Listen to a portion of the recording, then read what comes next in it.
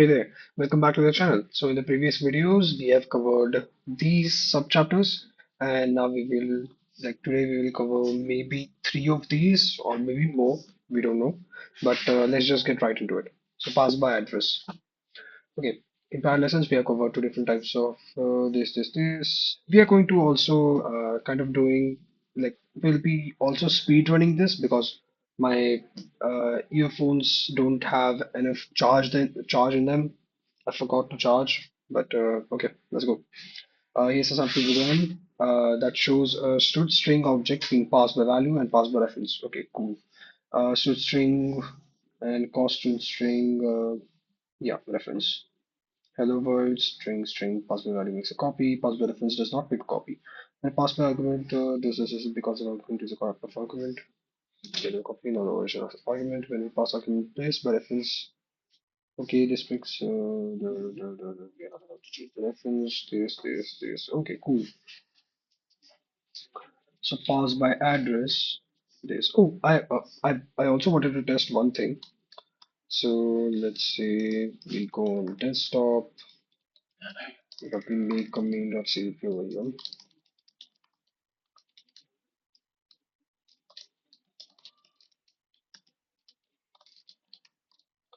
Let's say I make a vector int nums. Let's make it of 5 and let's zero initialize all of them. Um, and now what we can do is that since we know it is of size, so okay. So if I go over here and I write size, so sorry, nums dot size, and if I write nums dot capacity, is it capacity or just cap?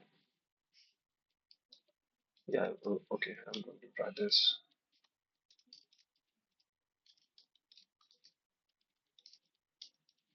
Oh, I'm so sorry. Yeah, okay. Okay, so we have this, and if I try to nums dot push back, let's say 0,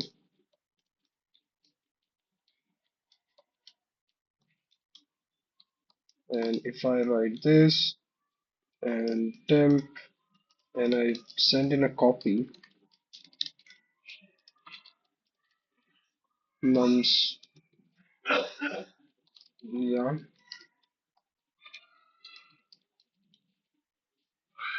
okay.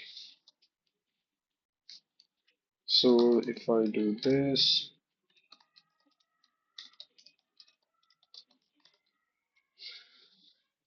yeah, okay.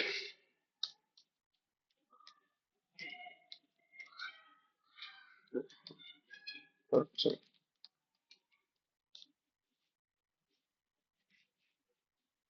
5, 11, 20, wait.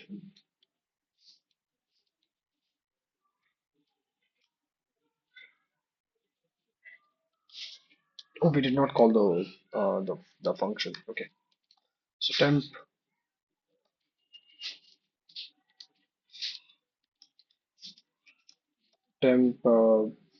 let's say nums. Also, we did not write returns here.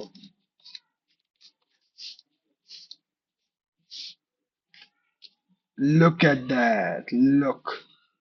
So, even though capacity has increased, it just created a vector which is of the same size, which is correct behavior. Like this is the correct behavior. OG, like GG, good. So let's remove this. Let's remove this. Boom, boom, boom. So okay, pass by address. This const reference passed by address. So the function parameter is a parameter. It's a pointer that. Okay, let me make this first. First, the third way to pass a variable called pass by address with pass by address. Third way to pass a variable to a function called pass by address. Okay. So what was the second one?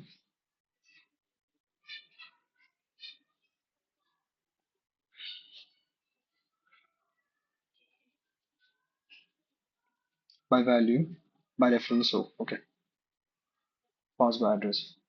By our pointer, this pointer holds the address of the object is copied. Okay, which is now holds the pointer. Okay, cool.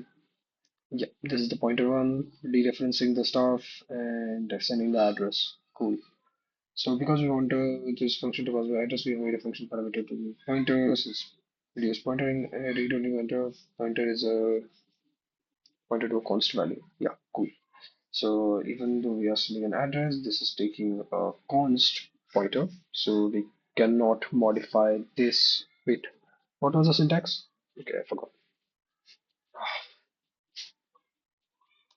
This is going to take us a lot of time. Okay, I shouldn't. I don't think I should destroy the main.cpp file.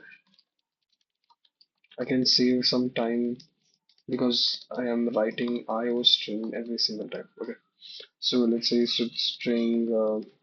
Let's make it simple. So int a, let's say 10, and int how about we call it const, right? Const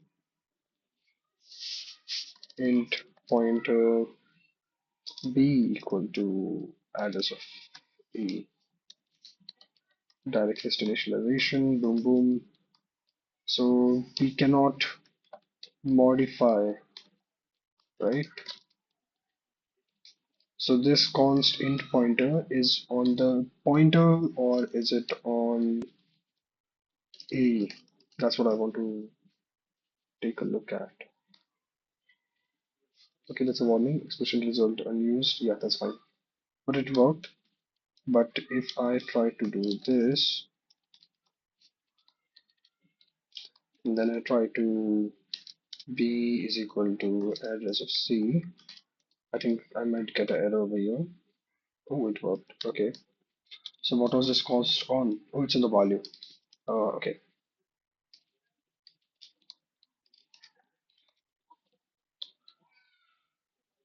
Oh no, no, no. I'm so sorry. Okay. No, that's correct. That's correct.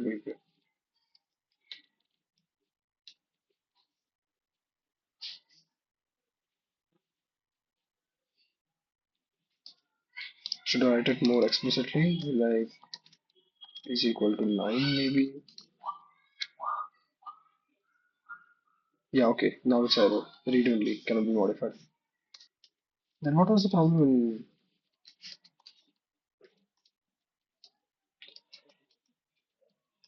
is it because like plus plus have a better, oh yeah, okay. It was because of the braces. It was yeah, got it. So if I try to print this, I'll create a garbage value. So let's say we, so basically moving the pointer by one. So okay. So yeah, I understand what I made mistake. So okay, if I do this, let's say star b plus one, then paste. Now I should see something interesting. Okay, I did not see anything interesting.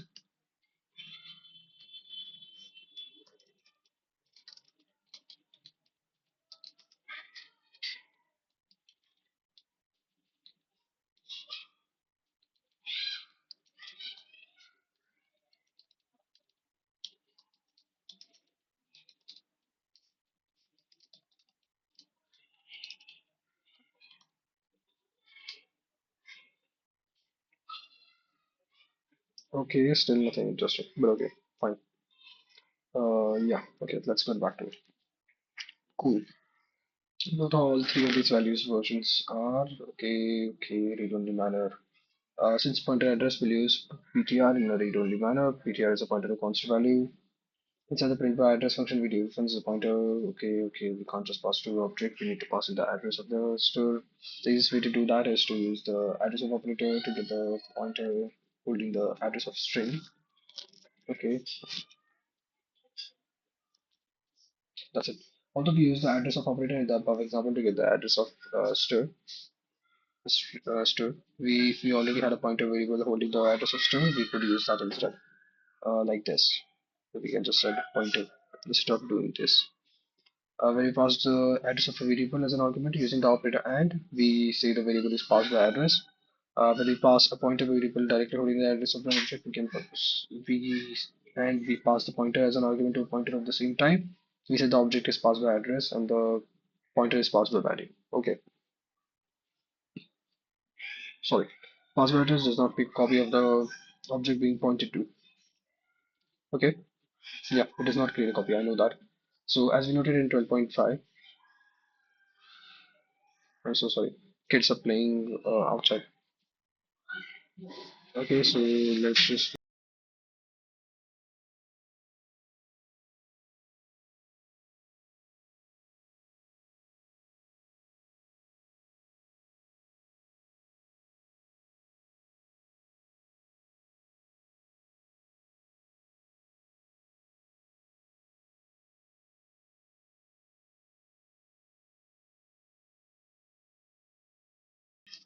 yeah, okay. Hello, hello. Audible, audible, audible. Recording, recording, recording. 10 minutes in, and we are going to do this.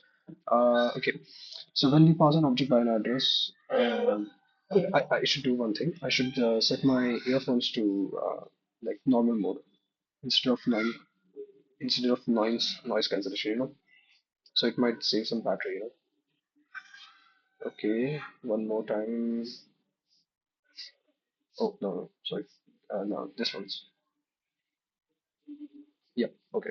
Good to go. I hope it doesn't affect my audio. Yeah, it doesn't. Okay.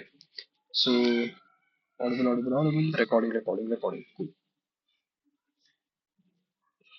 So password address allows the function to modify the argument's value, and we pass a. Oh yeah, that's what we were trying to do. 126. Yeah, I already know this stuff. Boom, boom, boom. Fine. Yeah, sure. Let's go. Sure. As you can see, the argument is modified. Passing as const. Yeah, cool. So it will give an error. For many of the same reasons, we typically don't const regular non-pointer non-reference function parameters discussed. We also typically don't const pointer function parameters. Let's make two assertions. Const keyword we use to make a pointer function parameter. A const pointer provides little value since it has no impact on the caller and mostly serves as documentation. With a const keyword used to make a pointer function parameter. To make a pointer function parameter. Const pointer provides little value since it has no impact on the caller and mostly serves as documentation that pointer won't change. A const keyword used to differentiate between. I have to try this. So let's say I do this.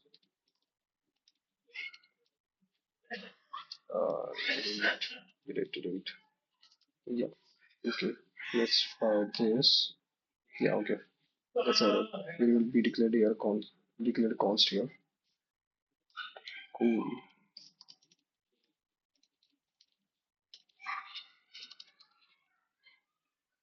This is a valid syntax. Cool. A const keyword used to differentiate a pointer to const from a pointer to non-const. Pointer to const from pointer to non-const that can modify the object passed in is significant as the caller needs to know if the function could change the value of the argument. If we only use non-const pointer function parameters, then all uses of const are significant. As soon as we start using const for const pointer function parameters, then it becomes more difficult to determine whether a given use of const is significant or not. More importantly, it also makes it harder to notice pointer to const parameters. For example, okay, yeah, source is const, destination is not, and count is not. Using non-const pointers, all consts are significant. And if we do this, const, yeah, okay, okay, okay. Using const pointers, destination being a pointer to non-const may go unnoticed among the sea of spurious const. Yeah. In the former case, it's easy to see that source is a pointer to const. Source is a pointer to const,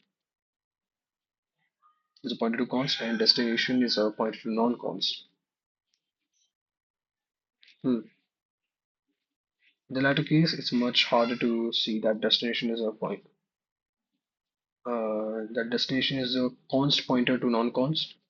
Yeah, destination is a const pointer. It's a const pointer to non-const whose pointer object can be modified by the function. Yeah. Best practice: prefer pointer to const function parameters over the pointer to non-const functions. Yeah, okay. Unless the function needs to modify this, do not make a function parameters const pointers unless there is a specific reason to do so. Null checking. Yeah, okay. Consider this fairly innocent-looking program. Okay, int x, this is null, this is null, print null, dereferencing a null pointer is not cool. When this program is run, it will print the value 5 and then most likely crash. In the call this, it's a null pointer, so dereferencing is not wrong. When passing a parameter by address, we care to be taken ensure the pointer is not null. Before we dereference this, okay, yeah, cool. In the above program, we are testing pointer to ensure that it is not null before we dereference it. While this is fine for simple function, it is more complicated for function. This can result in disjoint logic. Testing this pointer is not null multiple times, or nesting the primary logic the function contained above. Cool. Not cool. I understand that stuff. In most cases, it is more effective to do the opposite. Test whether the function parameter is null as a precondition. Okay. Okay.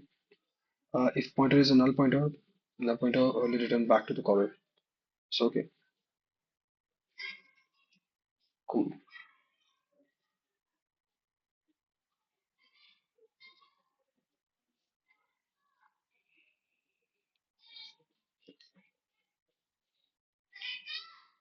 If a null pointer should never be passed to the function, and assert which we covered in 9.6, yeah, can be used instead as asserts are, or also as asserts are intended to document things that should never happen. This we can assert like fail the program completely, fail the program in debug mode if a null pointer is passed, now pointer to constant. Okay, dereferencing this x reference. Yeah, okay. So this is address, not reference. I'm so sorry. Passed by const reference. Okay. Note that function print in the example above doesn't handle null values very well.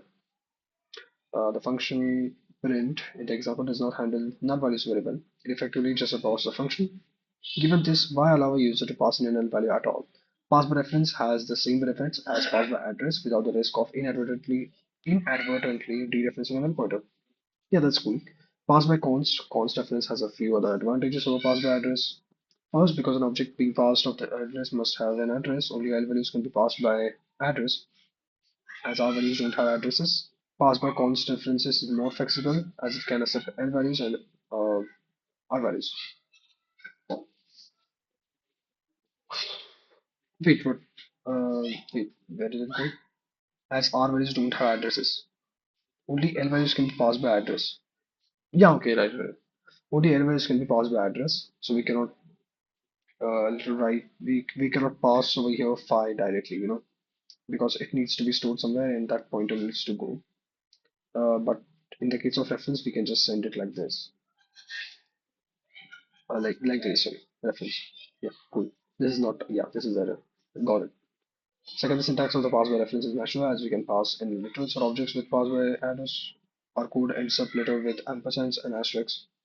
In modern C++, most things can be done in pass by address, better accomplished through other methods, following this maximum. Pass by reference when you can, pass by address when you must. Prefer pass by reference to pass by address, unless you have a specific reason to pass by address. Cool. Let's go to pass by address part 2. 19, 20 minutes in. That's cool. That's good. We are making some progress. Pass by address for optional arguments. So one of the more common uses for pass by address is to allow a function to accept an optional argument.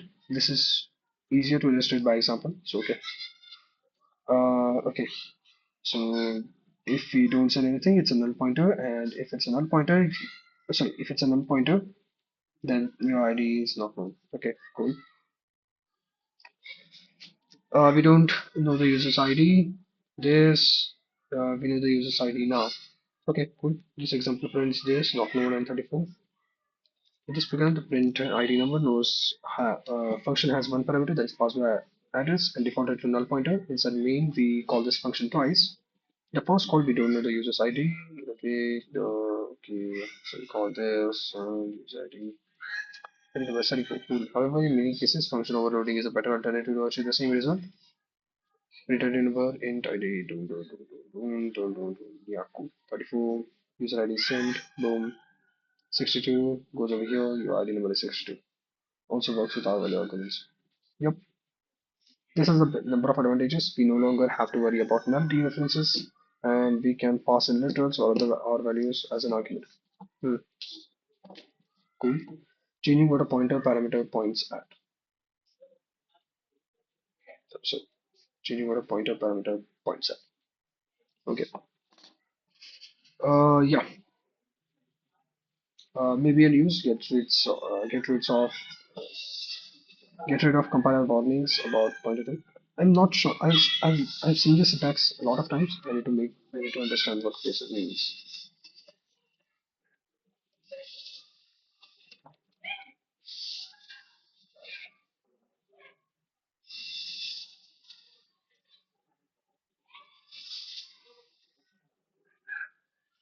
Ah, okay. So it tells the compiler that it might have not been used, so you can suppress its optimization and other stuff. Okay. Get rid of compiler warnings about pointer two being set but not used. Yeah, cool. So here pointer two has been set, and we set it to null pointer. Cool, cool. Make the function parameter to null pointer. Make the function parameter a null pointer. Okay, cool. Sorry. X. Okay. Pointer is this, not null. This. Yeah, it's definitely not null. Yeah, pointer is not null. Nullify this. We are still going to get non-null, right? Yeah. Okay, because pointer two was modified. So pointer two is a copy of the PTR. It's not like the same thing. It hasn't been modified. Even though it's a pointer, the pointer is it contains like the address of file. So pointer is a different object. So a copy of pointer was created, but not of the address. So it's not like sharing stuff. Yeah, I understand the plus. Okay, pass by. Yeah, held by the pointer parameter had no impact on the address held by this. Did points of this when a function identifier is called pointer to receives a copy of the address passed in. Yeah, this is a copy of the address passed in. In this case, the address held by pointer, which is the address of x. When the function changes what pointer to points at, this only affects the copy held by pointer to. Correct. So pass by address, pass by reference. Cool. Yep. It's a thing. Just like we pass a normal variable by reference, we can also pass pointer by reference. Uh, Hence the same program as above with pointer to. Oh, pass by reference. Oh wait. Pass by address by reference. Why would anyone do that? Yeah, why would anyone do that? Void identify. Okay. Ref pointer is now a reference to a pointer. It's a reference to a pointer. Okay. Okay.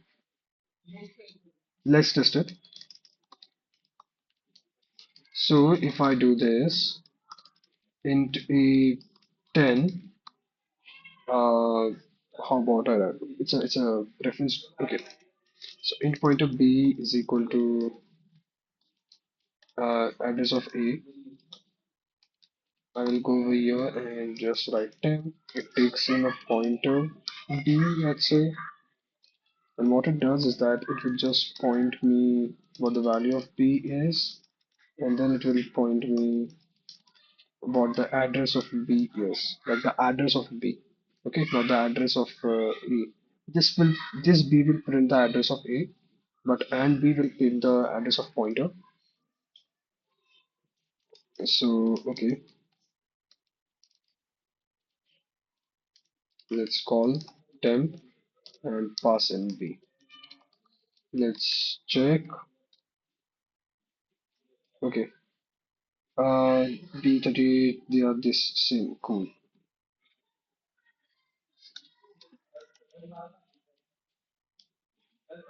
Wait. Sorry, my bad. What did I just look at? B38EC16, B38EC38. Yeah, okay. See, it's different. I should print it on a new line. I'm so sorry.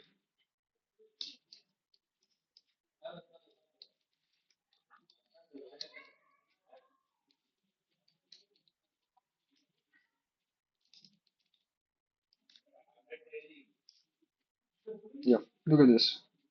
Different addresses. But if I do this, where I've passed it by reference, now it should be the same thing. Wait, what? Sorry. Can I function not arriving? Oh, no, conversion from int pointer to int. Oh, yeah. Wait, what did they do then? Nullify pointer, they sent in a pointer. Yeah, cool. They sent in a pointer and oh, pointer. Oh, yeah. The reference is to a pointer, right? This is not allowed. This is allowed. My bad. I'm so sorry. C60, C68. It's still different. Well, it will be different, right? I want to print some stuff over here too. So I'll write function over here. Boom.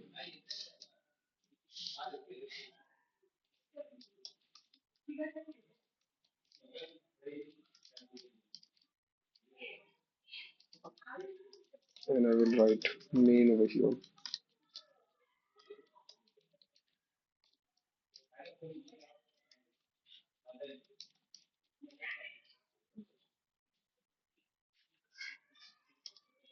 And I have to print the same thing over here. Wait, I'll get rid of the. Yeah, okay. So if you take a look at this, so inside the function, since we passed it by reference, so this is the like the value inside B, what it means, and this is the address of the pointer B. Since the address of pointer B, like the look at this, the address of the variable is fine, that is correct, that is same in both of these instances, but even the pointer address is same. Now, if I remove the reference symbol, this will be different. Take a look at this. These two, like these and this value will be same, and this value will be different. See, as I said, this is and this one it's same, and this one and this one is different. Yeah, understand. Okay. Ref pointer is now reference to a pointer. Make the this. So reference to a pointer is allowed, but pointer to a reference is not allowed. Or is it? Why can't I do this? Do I need to save it? So let's say I'll remove and quickly remove stuff over here. Yeah, it just returns. Doesn't do much. Um, also remove this. I'll create C, where C means sorry. Yeah, I'll pass in its reference. So getting me right. It's a pointer to a reference, right? It's a pointer to a reference. Okay, so int C, it's a pointer to a reference.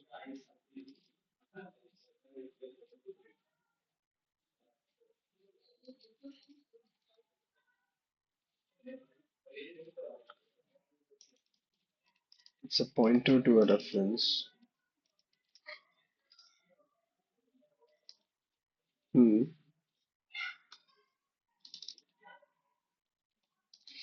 There is no such thing as pointer to a reference because it's the same thing. Right, okay. Cool. I'm a I'm a dumb kid.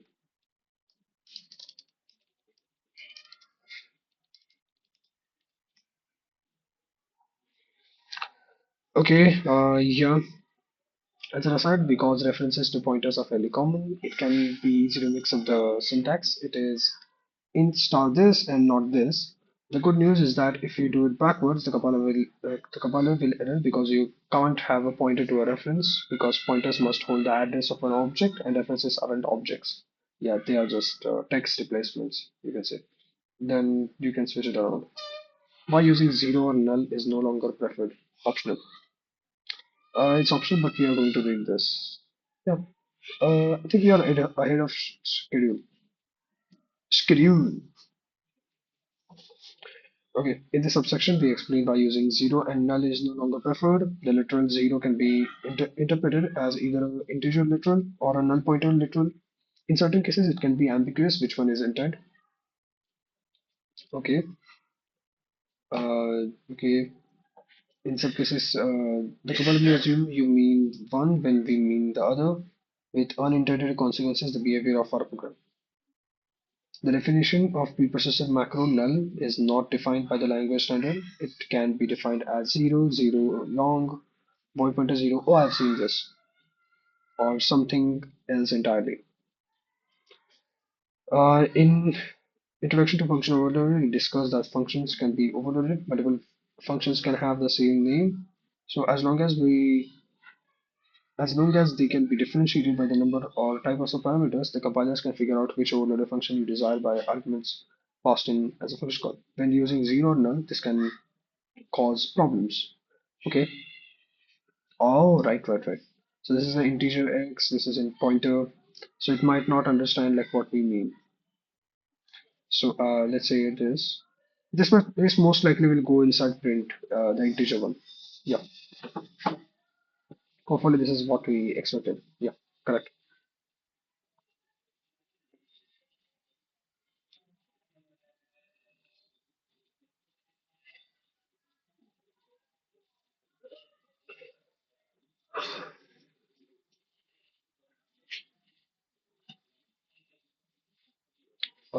I need to print this. Okay, okay. Let's take a look. So yeah, okay. X address pointer p. This should go into pointer, not null. Yeah, sure. Not null, non null. Print zero should go into int and print int 5. Print int zero. Yeah. Print null should go in pointer and it should be printing null. So it will come over here and this will definitely go into null. So let's check what clang does, right?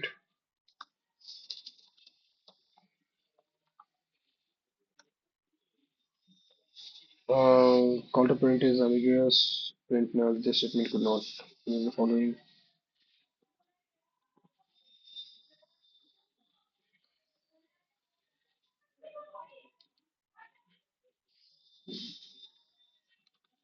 What's the problem? We are calling it with print. It called this statement. So if I do this, this should work now. Oh, sorry. Boom, work like a charm. Got it. So Clang doesn't even let us compile this stuff, but Visual Basic does. So when passing integer value 0 as a parameter, the compiler will prefer print int over print int pointer. This can lead to unexpected behavior. But this is not cool, right? When we are sending null, it should definitely go to a pointer. Sorry. Uh, yeah. In the case where null is defined as a value, as defined as value 0, print null will also call print int, not print int pointer, like you might expect from a null pointer literal. In cases where null is not defined as 0, other behavior might result, like a call to a print int pointer or a compilation error. Using null pointer removes the ambiguity. It always calls print int pointer since null pointer will only match a pointer type. Yeah, cool. Since null pointer since null pointer can be differentiated from integer values in function overloads, it might have a different type. Oh yeah, okay. I was literally going to write this code, but they already wrote it, but that's fine. So what is null pointer? The answer is that null pointer has a type null pointer t defined in header C standard definition. Can only hold one value, null pointer. While this may seem kind of silly, it's useful in one situation. If we want to write a function that accepts only a null pointer, literal argument, we can make the parameter stud null pointer. Yeah, yeah. A direct thing, like a direct type is given more preference than conversion. So here stuff need to be converted, I guess. No, it doesn't need to be converted. So why didn't we go over here? Okay, so this will call this so in null pointer t. Oh, where is the output? Okay, okay.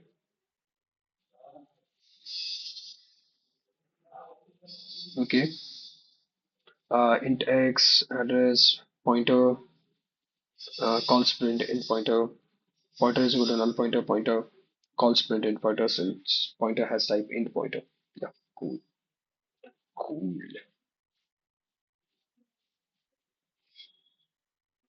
In the above program, the function called print null pointer resolves to a.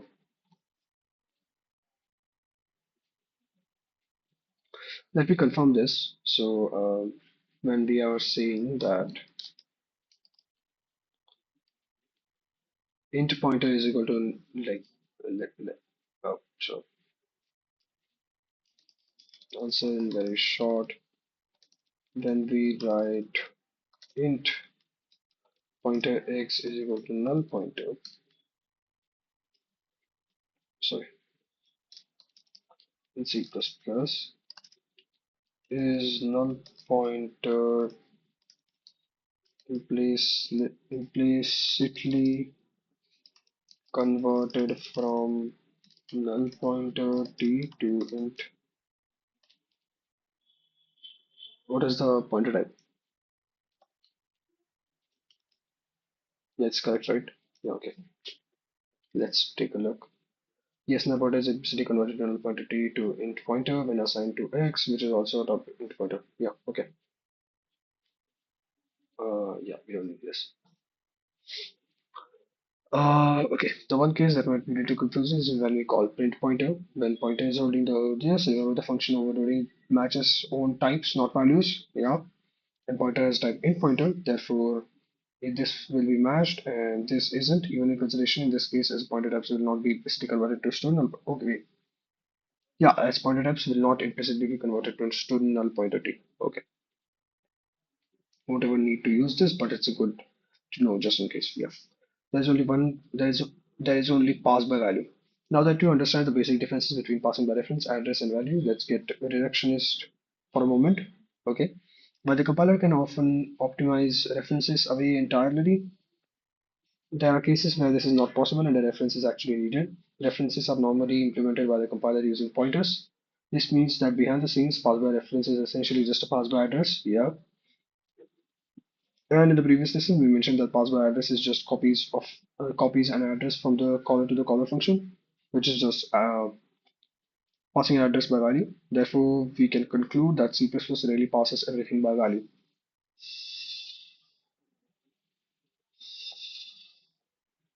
The properties of pass by address and reference come solely from the fact that we can dereference the pass address to change the argument, which we can do with a normal value parameter. Yeah, but which is just passing an address by value. Passing an address by value is different than passing the entire object as a value, right? Fine. Okay, 39 minutes in and we are doing great. So this is the last chapter, I guess, that we will be covering. This might be a 45 minutes video. Let's do this. Okay. In the previous lessons, we discussed that when passing an argument by value, a copy of the argument is made into a function parameter. For fundamental types, which are cheap to copy, this is fine, but copying a typically expensive class type, such as to string, we can avoid making an expensive copy by using const reference or pass by address instead. We encounter a similar situation when when returning by value. A copy of the return value is passed because to the caller. If the reference type of the function is a class type, this can be expensive. Yeah. So return by reference. In cases where we are passing a class type back to the caller, we may or may not want to return by reference instead. Return by reference is just storing, I guess. We don't have to, yeah, okay. We can do that also. In cases where we are passing a class type back to the caller, we may or may not want to return by reference. Instead, return by reference returns a reference that is bound to the object being returned, which avoids making a copy of the return value. To return by reference, we simply define the return value of the function to the reference type. Okay, returns a reference to an existing source string G. Okay, returns a const reference to an existing source string G. Here's an academic program to demonstrate the mechanisms of return by reference. Okay, let's try something. Uh,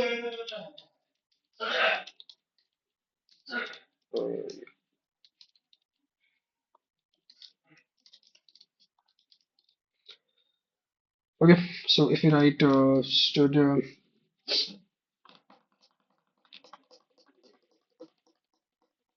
yeah, okay.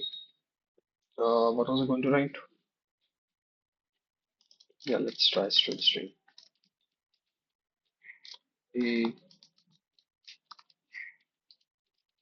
hello world. How about that? And if we write this void, not void, but stud string reference temp, which takes in let's let's do nothing,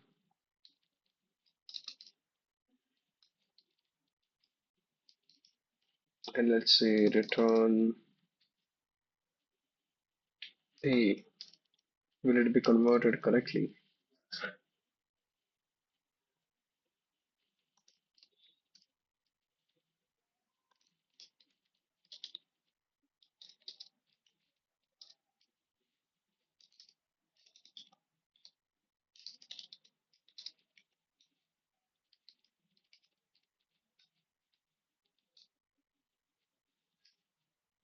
Reference to stack memory associated with local variable returned. Yeah, so that's what I thought because I think A will be. So we are returning the even if we are returning the reference, A is gone because A has been destroyed completely. So how will it store the stuff? Like we are returned the reference, but it is gone to the memory. We can't do stuff. Yeah, it's null. We are so this basically like we are returning a reference, but whatever the contents were, they were gone. They are destroyed. If I do cons, what's the stuff that's happening? So if I do cons, it's still null. Yeah, that's what I thought. You have to make stuff static, right? To like avoid the scoping stuff. At static duration destroyed at the end of the program. I knew it. Instead, you can do this. You don't have to make stuff static, you know.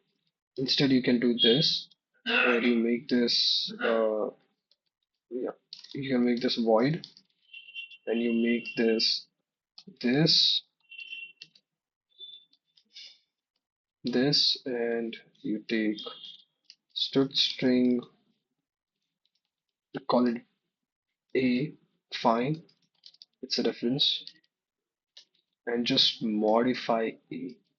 Okay, just modify it. Boom. Then you can just write temp boom um b. Boom. Replace a, replace a, replace a. It's for your understanding. Okay. What void function temp should not return a value? Oh yeah, yeah, yeah. Sorry, I forgot to remove this. Look, instead of making stuff static, it's static. Okay, it's gone. Boom, gone. I mean, static is fine. It goes onto stack. Yeah, right. It goes onto stack.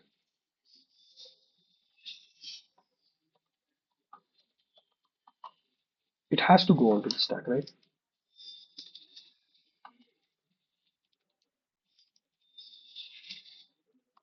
It has to be same for the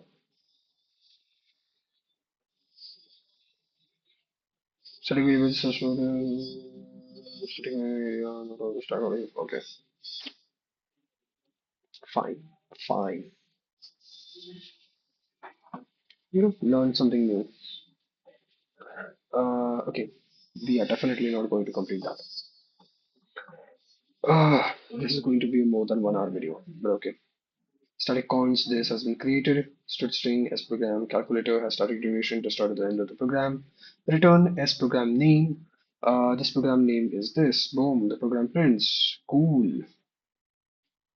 We return a reference because get program name returns a const reference when the line return s program name is executed. Get program name will return a const reference to s program name, thus avoiding making a copy. The const reference can then be used by the caller to access the value of s program name which is printed. The object being returned by reference must exist after the function returns. Yep, that's what we checked.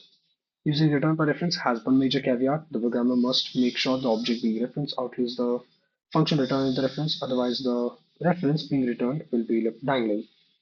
Referencing an object uses that reference will result in undefined behavior. In the program above, because S program name has static duration, it will exist at the end of the program, then main access the returned reference. It is actually accessing S program name, which is fine because S program name won't be destroyed until later. Now let's modify above program to see what happens when a program returns lagging reference. Yeah, just const. Yeah, that's what we did. And the result of program is undefined when program name return is not converted to the automatic duration. Program name is destroyed at the end of the function. That means return reference is now dangling. The use of program name in the main results in undefined behavior.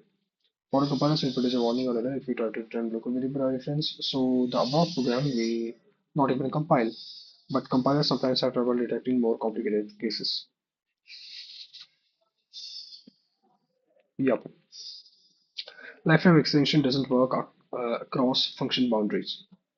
Let's take a look at an example when we return a temporary by reference. So okay, lifetime extension doesn't work across function boundaries. Okay, phi the number phi. In Python, numbers from -5 to 255, I guess, are stored like they have memory pre-allocated. Does phi have does the same does it do the same stuff in the above program? Okay, does this work?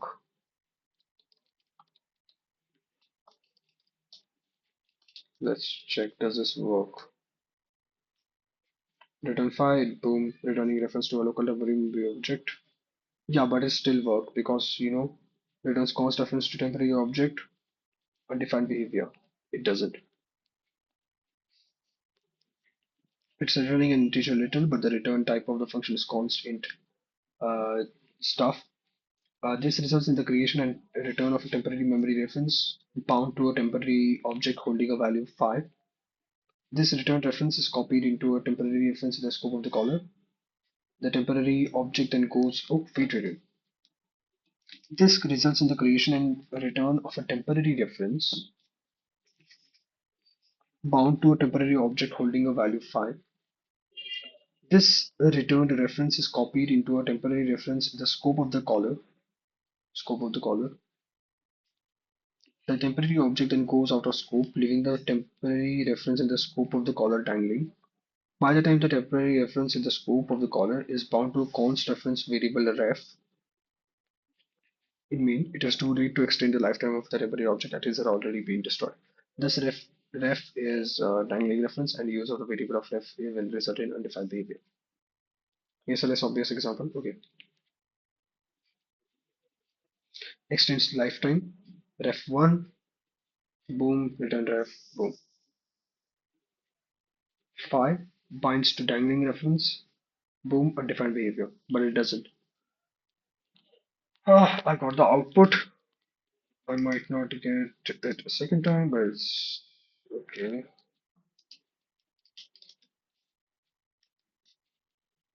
Yeah, it's still working. What if I do this? Uh, yeah. What if I make this variable like a really really long one? This might not work, but let's check. Yeah, it still worked. In case two, wait, am I printing this? No, it's working. In case two, a temporary object is created to hold a value phi, which function parameter ref binds to. The function just returns this reference back to the caller, which then uses the reference to initialize the reference because this is not direct binding to a temporary object as the reference was bounced through a function. Lifetime extension doesn't apply. This leaves reference to dangling, and its subsequent use is undefined behavior. Warning: reference lifetime extension does not work across function boundaries. Okay, cool. Hello, hello, hello. So don't return non-const local variables by reference. In the original example above, we returned a const static local variable. Okay, we returned a const static local variable by reference to illustrate the mechanisms of return by reference in a simple way. However, returning non-const static local variables by reference is fairly non-idiomatic and should generally be avoided. Here's a simplified example that illustrates one such problem that can occur. Usually, we don't keep. Uh, no, okay, nothing. So, note variable is non-const. Yep, it's static and it's non-const. Plus s generates the next ID. Okay, generates the next ID. Plus plus. Okay, one. Return one. Oh, it's static, so it's been created. So if we increment it won't give us one every single time. Okay, this will be one and this will be two. What? Wait, everything. This is called get next ID is called sx is initialized for the first time plus plus x one return sx reference. We get it over here. We call this again. Oh, okay, okay. Yeah, yeah, yeah. Since it's a reference to a static variable, hence if we are modifying it for the second time, the static variable also gets modified. So we are seeing two. Right, correct. Yeah. This happens because ID1 and ID2 are referencing the same object, the static variable. So when anything, example, get next ID modifies the value, all references are now accessing the modified value. This above example can be fixed by making ID1 and ID2 normal variables. Yeah. Than references. So they save a copy to the return value rather than the reference. For advanced readers, here's another example with a less obvious version of the wait. How much is remaining? Oh, a lot of stuff is remaining. Okay. Here's another example with a less obvious version of the same problem. Okay. Static derivation, string s name, enter a name, uh, std s name, return s name. Cool. So what does this do? Print first alphabetical takes S1, takes S2. If S1 is less than S2, S1 comes before this and this. Okay. So if we do this, get name, first call, S name is declared, enter a name, we enter a name, let's say Dave, take a name, return S name has been stored, and we try to get name again. This has been declared, and if we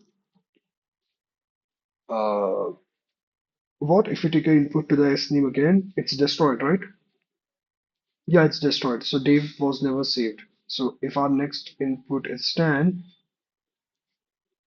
we will get Stan comes before Stan. Yup, I knew it.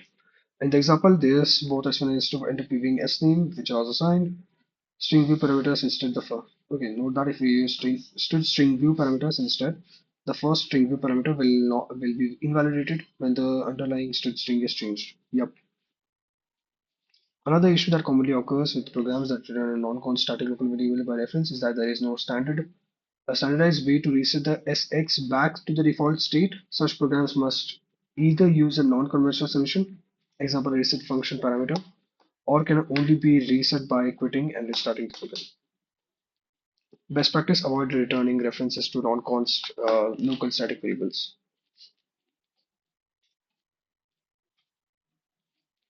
Returning a const reference to a const local variable is sometimes done if the local variable being returned by reference is expensive to create and or initialize. So we don't have to recreate the variable every function call, but this is rare. Okay. Returning a const reference to a const local variable. Oh yeah. Okay. We will return a const reference. Okay, cool.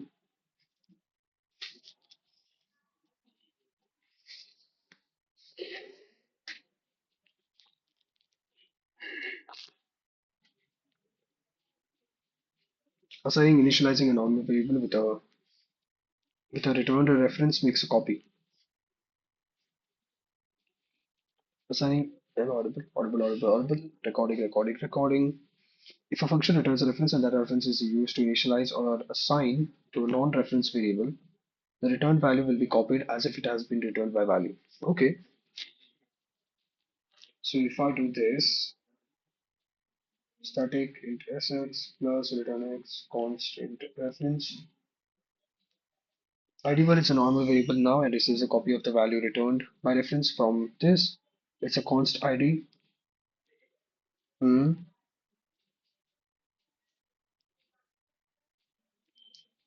ID2 is a normal variable now and receives a copy of the value returned by this. In the above example, getNext ID is returning a reference by ID1 and ID2 are non-reference variable. Yeah, but ID1 and ID2. In such cases, the value of the returned reference is copied into the normal variable, thus the program prints 1 and 2. Yep. Also note that if a program returns a dangling reference, the reference is left dangling before the copy is made, which will lead to wait. The reference is left dangling before the copy is made. Yep. Uh, this is where the copy is made before the copy is made, which will lead to undefined behavior. Yep, got it. So yeah, this return program name, it's const. We get this. It's since it's not static, it's destroyed and makes a copy of the dangling reference. So this is std string. This is a std string reference. This program is named nothing. It's okay to return reference parameters by reference. There are quite a few cases where returning objects by reference makes sense, and we'll encounter many of those in future lessons. However, there is one useful example that we can show now. If a parameter is passed into a function by reference, it's safe to return the parameter by reference. This makes sense. In order to pass an argument to a function, the argument must exist in the scope of the caller. When the when the called function returns, that object must still exist in the scope of the caller.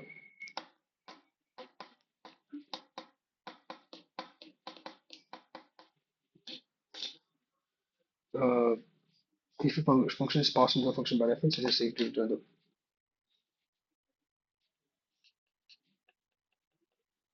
takes two string objects, returns the one that copies first alphabetically. That comes first alphabetically. Yeah, okay. This, yeah, okay.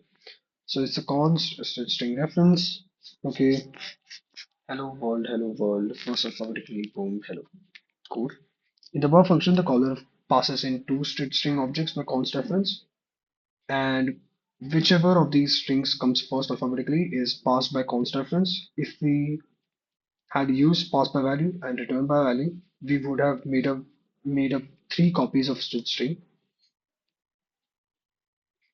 one for each parameter, one for the return value.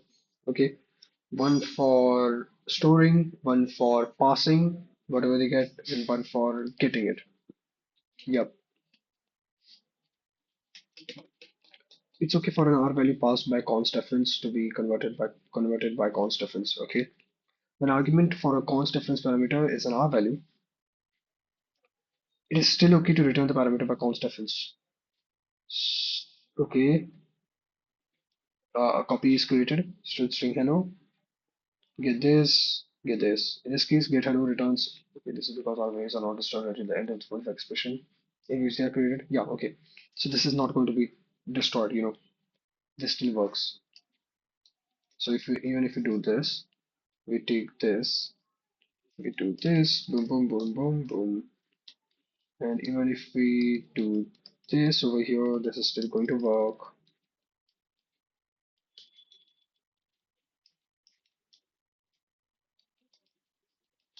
Watch me, this is going to work. Is it? Yeah, take this. Yeah, it's going to work. What return hello? Implicit conversion to string. Oh yeah, it's a C style string. Yeah, yeah, because it's stored.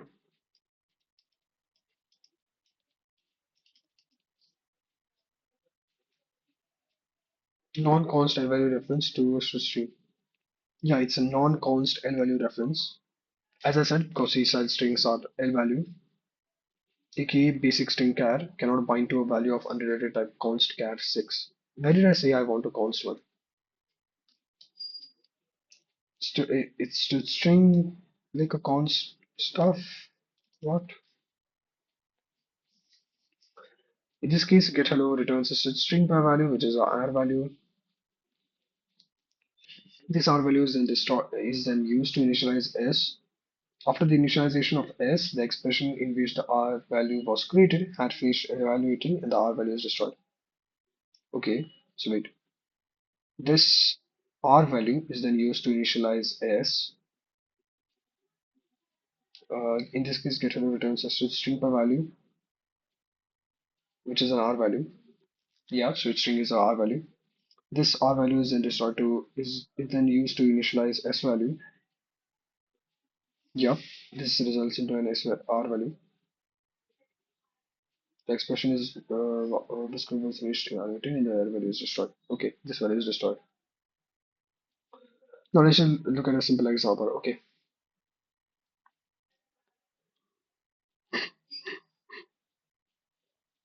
so first we call get hello, boom, boom, const string and reference cool. This is going to okay.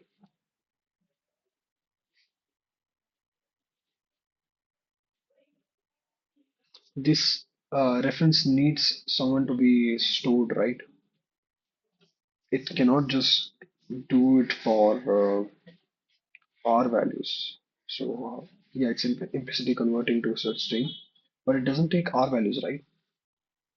The only difference in this case is that R value is passed by const reference to foo and then returned by const reference back to the column before it is used to initialize as everything else works identically.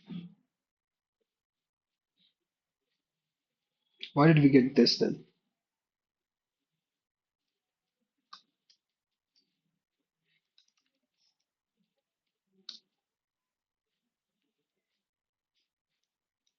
Non-const value reference to type string.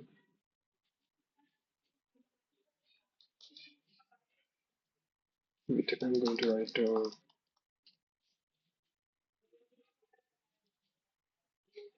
oh, stop. Yeah, okay.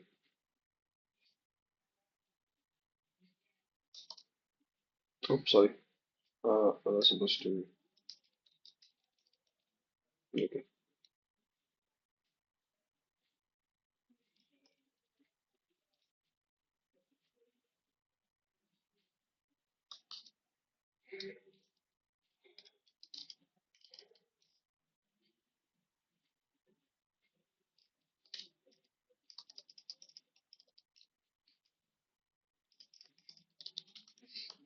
I've thought about it. I'm just not going to say stuff anymore.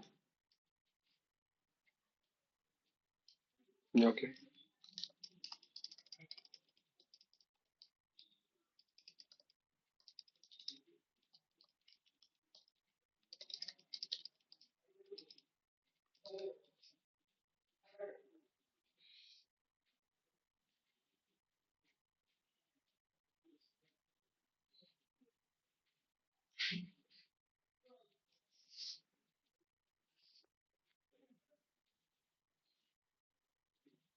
String literals like hello are const char arrays, specifically const char 6, and they cannot be bound to a non-const reference switch string.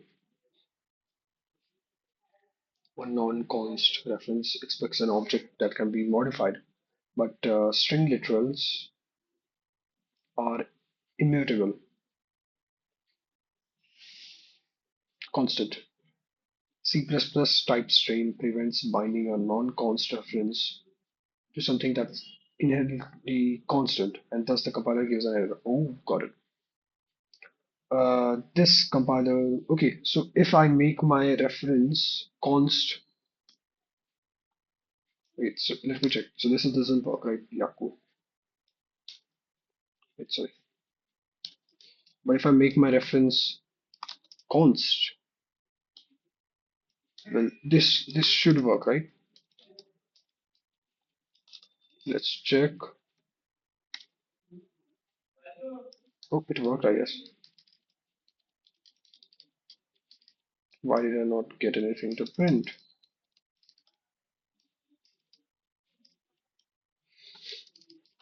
It returned a hello. Uh,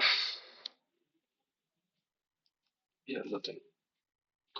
This error means that you're trying to return a reference to a set string by hello in a const to this, and they are not compatible. Why doesn't it work? You can't bind a non-const reference to temporary non-const reference to this. If you want to return, okay, if I do copy this, so will this work for const references like return type being const stud string and fix for case one return a const string stud string and oh yeah, that's what we did. Uh, okay, for persistence or set string return hello implicitly converts to set string. Then what are we doing then?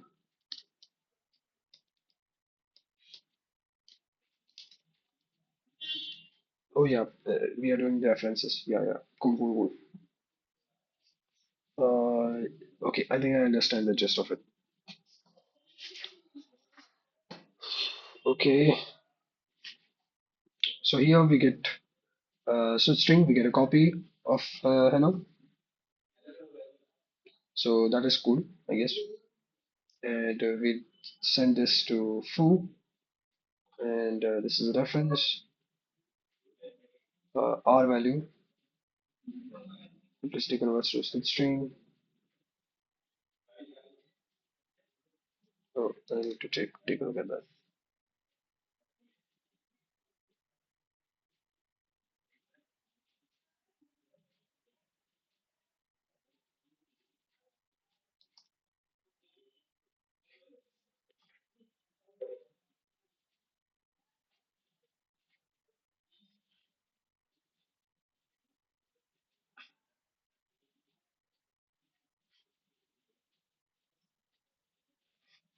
But references aren't allowed, right?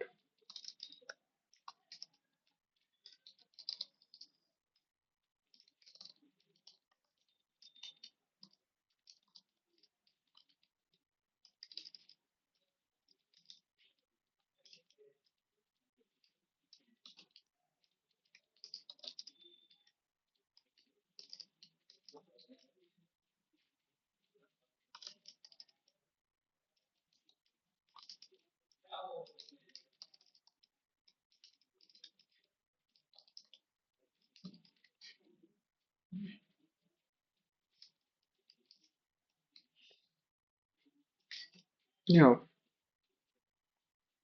Okay.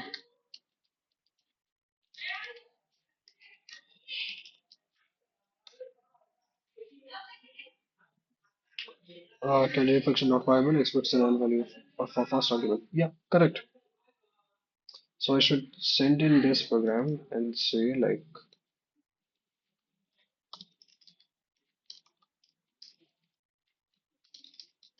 Get hello will evaluate to R value, but the function foo takes the parameter as a reference string, but references don't allow R values. They need L values, right? So how is this working? I know I'm dumb, but I need to find out. This goes hard to the reference of binding rules. Okay, the short answer is non-const L value references require L values. Non-const L value references require L values, but const L value references are allowed to bind to R values. Okay. Uh, but const L value references are allowed to bind to R values. And in our example, this is a const. So if I do const, this should work.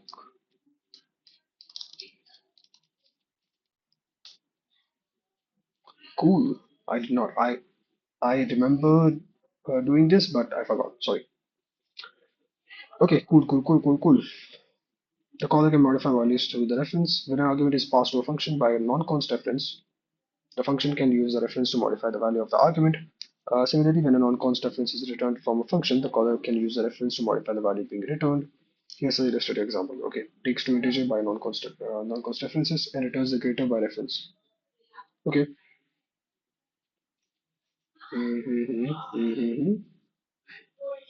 Cool. And we can modify this. A B same sets the greater of A or B to 7. A B. Yeah, okay, 5 and 6, so this will be 5 and 7. Yeah. In the Power program, max AB calls max function with A and B as arguments. Reference parameters x binds to argument A, and reference parameter y binds to argument B. The function then determines which of x 5 and y 6 is greater, in this case that y. So the function returns y, which is still bound to b back to the caller. The caller then assigns the value b 7 to the returned reference. This prints by 7. Yeah. Written by address. Written by address won't works almost identically to return by reference, except a pointer to an object is returned instead of a reference to an object. Return by address has the same primary caveat as return by reference. The object being returned by addresses must outlive the scope of the function returning the address, otherwise the caller will receive a dangling pointer. The major advantage of return by address over return by reference is that we can have the function return null pointer if there is no valid object to return. For example, let's say we have a list of students that we want to search. If we find the student we are looking for in the list, we can return a pointer to the object representing the matching student.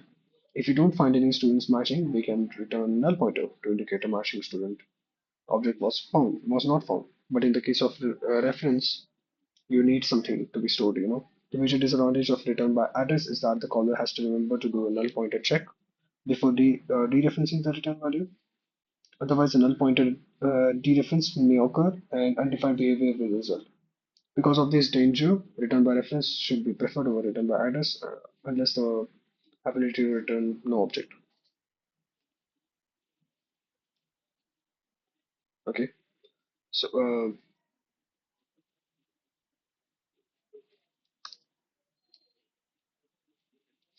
if we were to use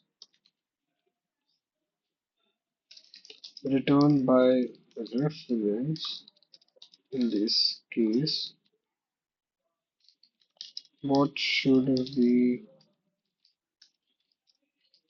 return? You cannot use return by reference to represent no result. Yeah.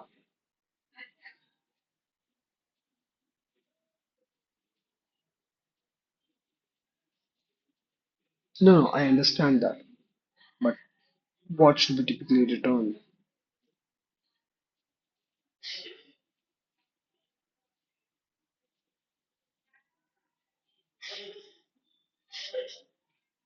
Yeah, student optional. I think that's the stuff. Okay. Best practice. Yeah. Okay. So this is done. I guess prefer return by reference if you need the ability to return no object or a value rather than an object. Stud optional describes a good alternative. Okay. Yeah, we'll look into it. Stud string view part view for a quick guide. When to return stud string view and const stud string and reference. So this is a 1 hour 15 minutes video. That's cool. Thanks for watching this video. Uh, well, no one's going to watch till the end, but that's fine. If you're watching this, work on some of your own projects. I guess that is it. I'll take more afterwards, but okay. Uh, Thanks for watching this video. I'm Aditya Bacharne, and I am an engineer for fun. Bye.